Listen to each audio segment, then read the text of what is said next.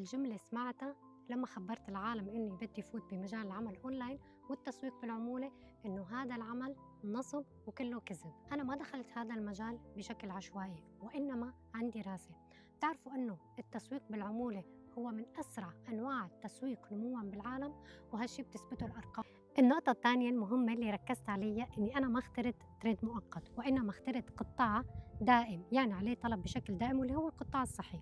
وكلياتنا بنعرف إنه منتجات الصحة عليها دائما طلب بكل زمان ومكان. والنقطة اللي كتير مهمة كمان بهذا الشغل هي الشركة اللي أنا عم أشتغل معها. هي شركة ما عليها ديون، إلى أكثر من 100 سنة بالسوق ومنتجات عليها طلب.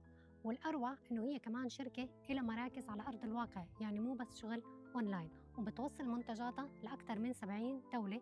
هذا الشيء بيعني إنه شغلي منه مرتبط لا بمكان ولا بظرف معين. إذا صار عندكم فضول حتى تتعرفوا على فرصة العمل الموجودة عنا والشركة اللي عم نشتغل معها، علقوا لي